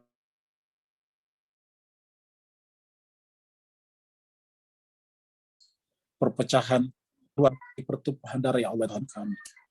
Sadarkanlah mereka, ya Allah Tuhan kami, bahwa setiap perpecahan di antara mereka hanya akan merugikan jiwa-jiwa mereka, merugikan diri-diri mereka, dan merugikan manusia secara keseluruhan. Maka ya Allah Tuhan kami, persaudarakanlah kami, apapun mazhabnya, apapun cara pandang keagamaannya, Allah Tuhan kami. Satukanlah kami semuanya, dimanapun tinggalnya, apapun rasnya, warga negaranya, dan warna kulitnya, bahasanya. Ya Allah Tuhan kami, satukanlah jiwa-jiwa kami. Karena siapapun kami, dimanapun kami tinggal, kami semuanya pada dasarnya adalah bersaudara. Kami dari orang tua yang sama. Kami dari kakek datuk yang sama, ya Allah Tuhan kami. Kami semuanya adalah Bani Adam, anak-anak cucu Adam, ya Allah Tuhan kami. Allahumma rabbana ighfir lana dunubana wali walidina warhamhuma kama rabbayana shighara. Allahumma rabbana hab lana min azwajina wa dzurriyyatina qurrata a'yun waj'alna lil muttaqina imama. Ya Allah Tuhan kami, karuniakanlah kepada kami. Karuniakanlah juga kepada istri dan suami kami. Karuniakan kepada anak-anak keturunan kami kebahagiaan hidup dunia dan akhirat, dan jadikanlah mereka semuanya sebagai penyejuk mata bagi kami. Ya Allah Tuhan kami, jadikanlah kami semuanya terdepan di dalam berimamah sebagai orang-orang yang bertakwa. Ya Allah Tuhan kami, berimam kepada orang-orang suci yang kamu tunjuk di hadapan kami, di tengah-tengah kami, ya Allah ya Tuhan kami. Allahumma arinal haqqa haqqa warzuqna tiba wa arinal batila batila warzuqna jatinabah Allahumma ya Allah Tuhan kami, perlihatkanlah kepada kami kebenaran itu sebagai suatu kebenaran. Dan berikanlah kekuatan iman kepada kami untuk mengikutinya sepanjang hayat kami. Warinal batila batila warzuqna ijtinabah. Dan tunjukkanlah kebatilan itu sebagai kebatilan kepada kami. Dan berikan kekuatan iman kepada kami untuk meninggalkannya selama-lamanya. Allahumma ya Allah Tuhan kami, jauhkanlah kami dari azab api neraka-Mu. Allahumma rabbana asrif anna adzab jahannam. In adzabaha kana gharama. Inna sa'at mustaqarra wa muqama. Allahumma ya Allah Tuhan kami, seandainya Engkau menjemput kami di tahun 2022 mendatangi Allah Tuhan kami, jemputlah kami dalam keadaan husnul khotimah bersama dengan kaum abror. Jauhkanlah kami dari azab api neraka-Mu, karena sungguhnya azab api neraka-Mu itu sangat keras ya Allah. Sungguhnya azab api neraka-Mu itu adalah berkekalan ya Allah ya Tuhan kami. Maka ya Allah Tuhan kami, janganlah Engkau jadikan kami sebagai penghuni daripada azab neraka-Mu. Allahumma rabbana atina min ladunka rahmah wa hayyi' lana min amrina rasyida. Ya Allah Tuhan kami bertawajuh kepadamu ya Allah bersama dengan jemaah-jemaah kami yang selalu mengikuti majelis kami, terutama pada malam ini ya Allah. Berada di penghujung tahun 2021, waktu ini adalah milik-Mu ya Allah. Waktu ini adalah merupakan kekuasaan mutlak-Mu ya Allah. Sebentar lagi kamu akan biarkan kami meninggalkannya tahun 2021 ya Allah. Waktu ini adalah merupakan kendaraan yang Kau buatkan untuk kami ya Allah, dan kami tidak bisa keluar daripadanya. Waktu ini adalah membawa kami nanti masuk pada tahun 2022 ya Allah.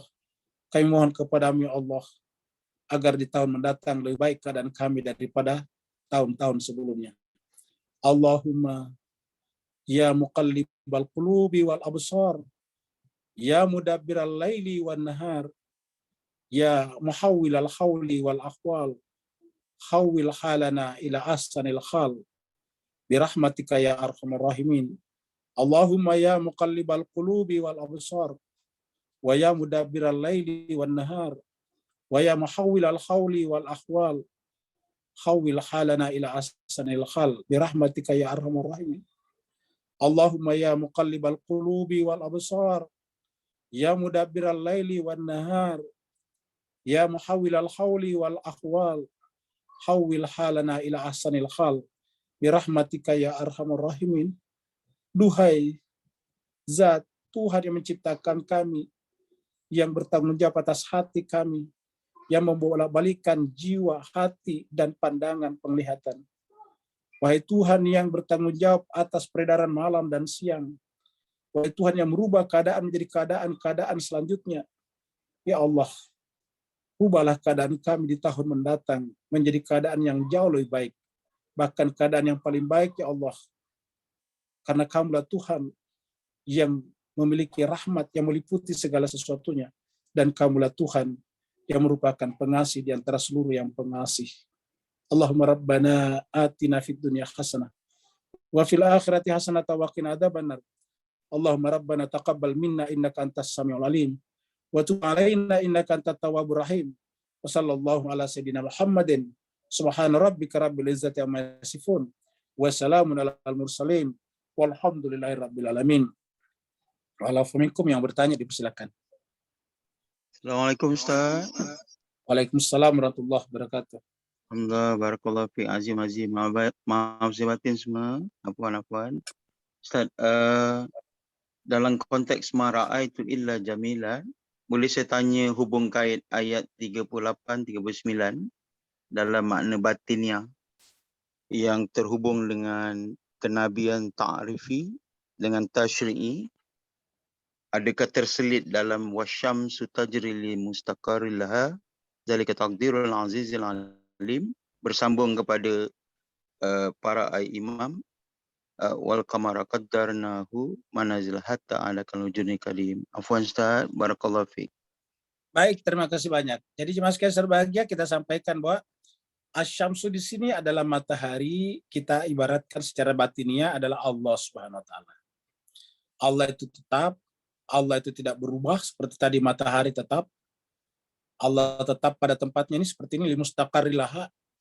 Allah tidak mengalami perubahan, karena mengalami perubahan itu adalah makhluk. Allah tidak bergerak karena Dialah yang menggerakkan. Allah tidak bertambah dan berkurang karena Allah lah yang membuat sesuatu bertambah dan berkurang. Allah tidak pernah terkena kata tidak ada karena dia selalu ada selamanya. Persis seperti matahari di sini. Wasyams tajri li mustaqarri laha. Dan itu adalah ketetapan yang tidak bisa dirubah. Tetapi jemaah sekalian terbaik, pada saat yang sama, pada saat kita berada dalam kegelapan, Allah memberikan kepada kita rembulan. Jadi rembulan ini adalah apa? Manusia-manusia suci, orang-orang soleh yang Allah SWT siapkan untuk kita untuk apa? Pada saat kita berada dalam kegelapan. Jadi rembulan ini bermanfaat pada malam hari. Karena tadi kalau pada malam hari kita muslimun, kita berada dalam kegelapan.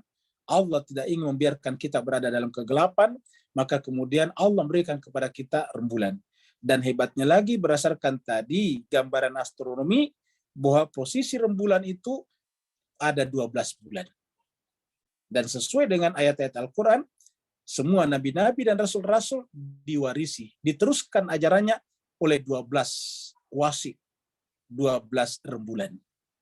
Bahkan kita tahu jemaah sekalian terbahagia, pada saat Nabi Yusuf bermimpi dan menyampaikan mimpinya kepada ayahandanya Nabi Yakub, dia mengatakan, saya melihat 11 buah bintang, kemudian matahari dan rembulan semuanya sujud kepadaku. 11 buah bintang, matahari dan rembulan sujud kepadaku. Kenapa 11 buah bintang? Karena jemaah sekalian berbahagia, dia adalah salah satu di antaranya menjadi 12. Lalu kita lihat di sana ada matahari dan rembulan.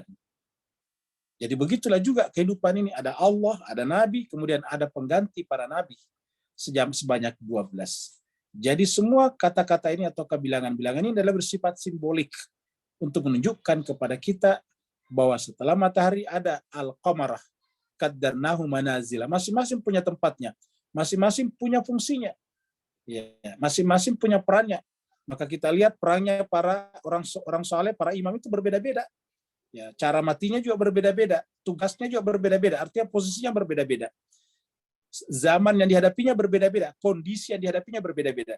Persis seperti rembulan, manazilah. Tempat-tempatnya, posisi-posisinya berbeda-beda, tidak sama. Terima kasih. Ada lagi yang lain? Ada Ustadz dari Pak Azali. Silakan, Mbak. Silakan Ustadz.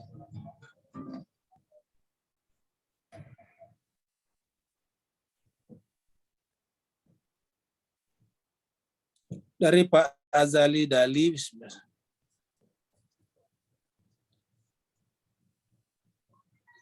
Mengenai jiwa yang terdapat dua lintasan di benak ini.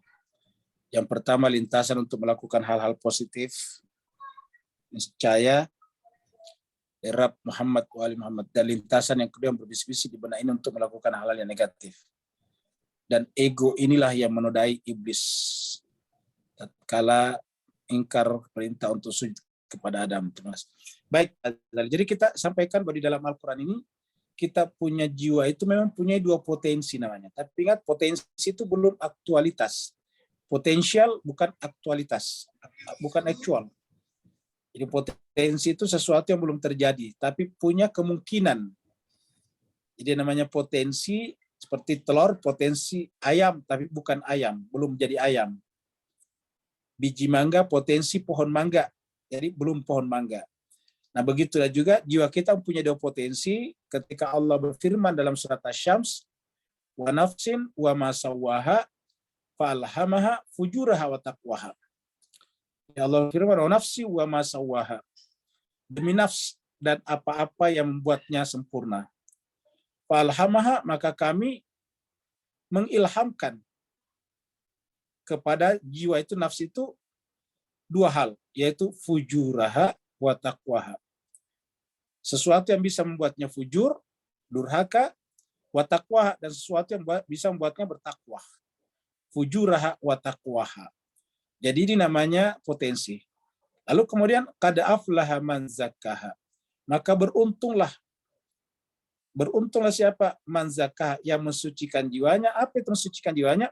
Tidak membiarkan potensi fujurahanya menjadi aktual. Jadi Kada aflah man zakkaha. Beruntunglah orang yang menjadikan jiwanya potensi buruknya tidak terjadi. Itulah terjadi para nabi-nabi. Nabi-nabi dan rasul-rasul juga punya potensi fujuraha, tetapi mereka tidak mengaktualkannya. Mereka tidak membuatnya terwujud. Ada pada dirinya tapi tidak terwujud. Karenanya mereka sempurna. Sedangkan kita manusia biasa ini biasa menjadi aktual, biasa menjadi terwujud, yaitu potensi buruk kita. Baik dalam bentuk perbuatan atau dalam bentuk pikiran buruk kepada sesama. Maka oleh sebab itulah, maka kita butuh kepada mereka-mereka yang tidak pernah teraktualkan jiwa buruknya, ataukah fujurahatnya tadi itu. Potensi jiwa buruknya, bukan jiwa buruk, potensi jiwa buruknya. Kada aflaha man zakkaha. Wa kada khaba man dasa, dan merugilah orang-orang yang mengotori jiwanya. Apa namanya mengotori jiwanya? Membiarkan fujurahatnya menjadi aktual, menjadi fakta, menjadi kenyataan, menjadi terwujud. Jadi merugilah kada khaba man dasaha. Setelah Allah mengatakan kada aflaha man zakkaha wa kada khaba man dasa, tiba-tiba apa kelanjutannya? Kadzabat samudu bitaqwaha. Yang menyebabkan kaum Samud itu dihukum atau diazab oleh Allah karena mereka menolak nabinya. Jadi artinya apa? Kita mutlak mengikuti nabi, mutlak berwilayah, karena jiwa kita sudah terlanjur telah mengaktualkan fujurahatnya, sudah terlanjur melakukan keburukan. Walaupun mungkin tidak sebanyak orang-orang yang dosanya bertumpuk-tumpuk, tetapi di antara kita biasa melakukan perbuatan dosa, fujurah. Maka kita butuh kepada orang-orang suci tersebut. Nah, ketika Allah mengutus kepada kaum Samud, yaitu Nabi Saleh, mereka menolaknya. Bahkan jemaah sekalian berbahagia, onta yang ditunjuk Nabi Saleh sebagai naqatallah, tetap dan minta supaya ini diberikan minum, naqatallah wa suqiyaha. Ini adalah onta Allah, dan karenanya biarkanlah dia minum dari bumi Allah. Tapi mereka justru membunuhnya. Ingat jemaah sekalian, jadi ontanya saja Nabi dibunuh sudah sama dengan membunuh nabinya. Bagaimana dengan yang membunuh cucunya Nabi? Ontanya saja Nabi Saleh dibunuh sudah menjadi alasan Allah untuk mengazab kaum Samud tadi. Kadzabat Samudu, kenapa? Bitaqwaha, karena dia tagha, karena dia sombong, karena dia arogan, karena dia mengaktualkan jiwa fujurahatnya tadi.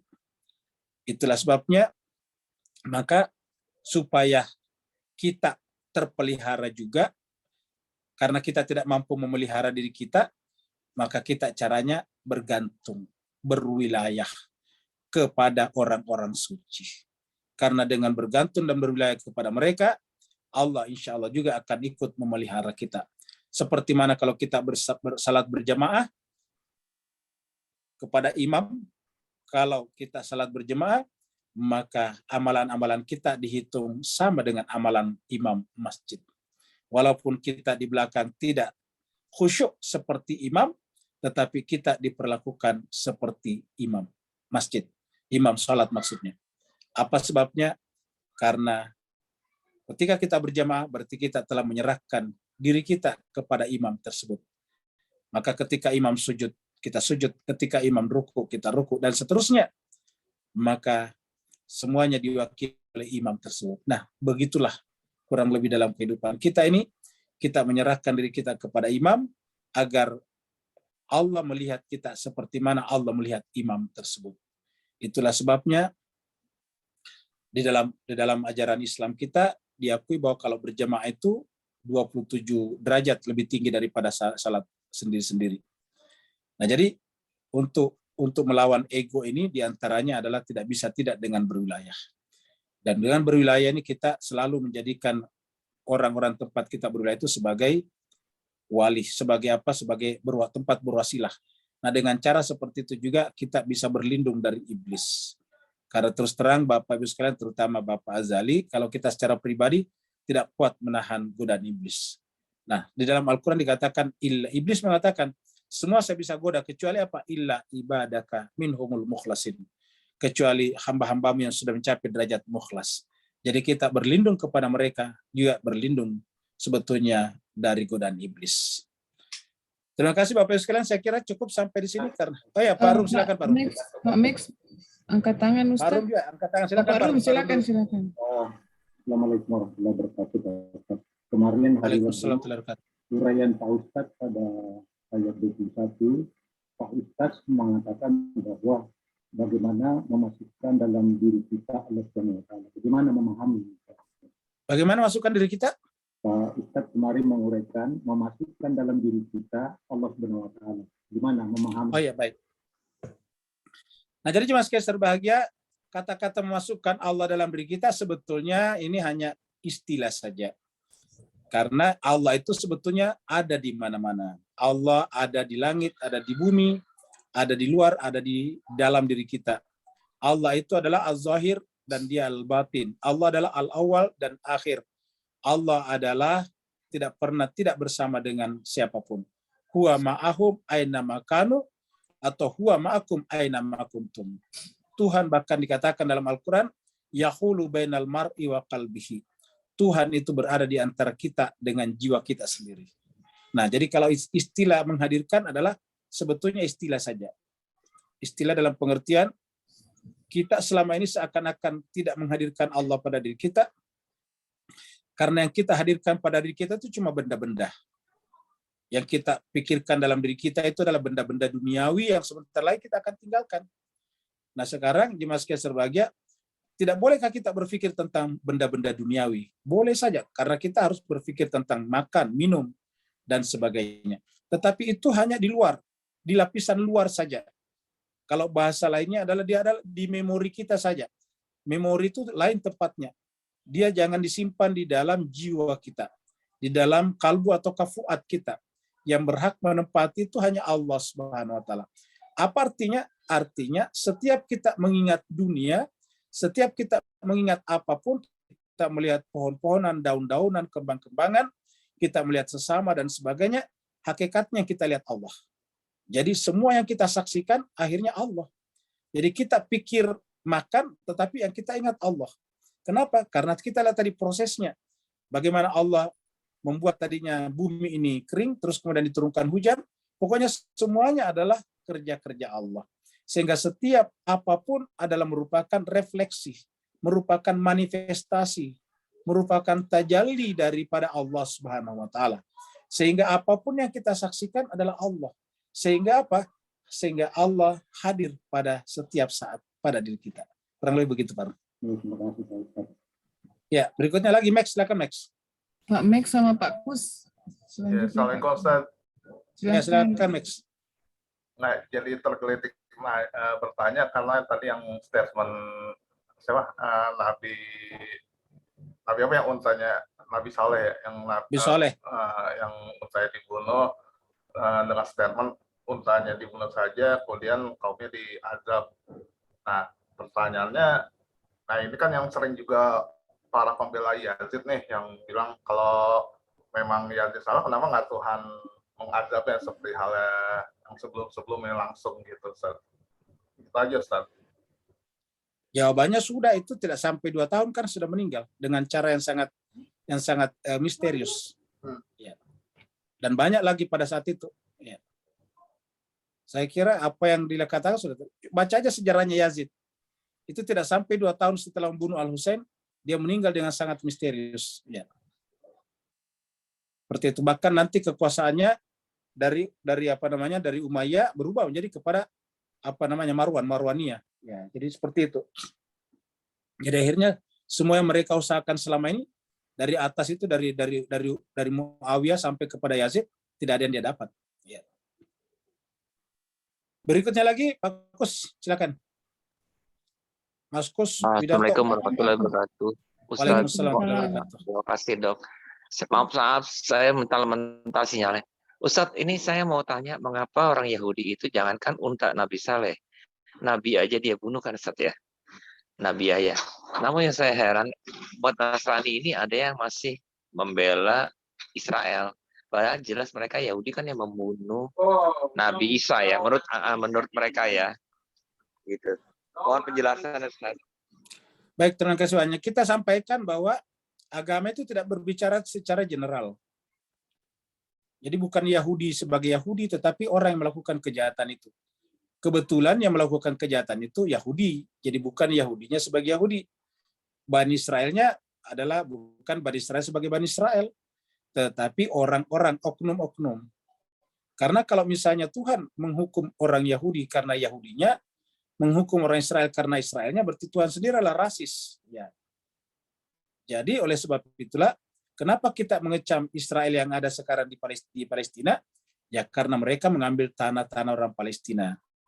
Kalau Israel atau Bani Israel yang ada di luar sana yang tidak mengganggu orang Palestina, ya tentu tidak ada masalah.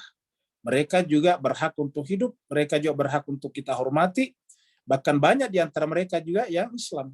Ya, jadi oleh sebab itulah bukan Israel sebagai Bani Israel, Ansih bukan Yahudi sebagai Yahudi Ansih, tetapi pelaku-pelaku kejahatan. Kita tahu bahwa nabi-nabi juga turun dari Bani Israel, walaupun sebelumnya membunuh nabi-nabi. Banyak membunuh nabi-nabi dari mereka, tetapi kemudian muncul lagi nabi dari kalangan mereka sendiri, dari kalangan orang-orang baik mereka. Jadi tidak boleh digeneralisasi bahwa Yahudi harus dihukum, disalahkan, Bani Israel harus disalahkan. Yang disalahkan selalu yang salah saja dari kalangan Bani Israel, sebagaimana dari kalangan Islam juga yang salah disalahkan. Kita tahu bahwa kejahatan orang-orang oknum Yahudi tadi banyak dilakukan oleh orang Islam juga, oknum Islam. Seperti tadi misalnya Yazid, seperti sekarang misalnya Saudi menyerang Yaman, itu tidak bisa dibenarkan. Ya, seperti misalnya membunuh Jamal Khashoggi dengan cara yang sangat sadis. Ini adalah orang-orang Islam juga, tetapi kita sebut tadi oknum. Jadi seperti itulah. Jadi dalam Al-Quran mengajarkan kita tidak ada tempat untuk berpikir generalisasi. Selalu berpikir partikular. Terima kasih. Saya kira Bapak Ibu sekalian sampai di sini pertemuan kita pada malam hari ini. Karena saya kira ada banyak di antara Bapak Ibu sekalian yang sudah menyiapkan ikannya untuk dibakar. Dan sebentar lagi saatnya untuk bakar-bakar ikan atau bakar-bakar sosis. Dan teman-teman kita di Singapura ini sudah jam 10 lewat. Saya kira di Singapura juga ini dagingnya sudah siap untuk dibakar. Ya, apa namanya ayam penyet ini sudah tercium baunya nih dari Singapura. Ya. Untuk memperingati pergantian malam tahun baru. Terima kasih banyak. Wassalamualaikum warahmatullahi taala wabarakatuh. Waalaikumsalam. Waalaikumsalam.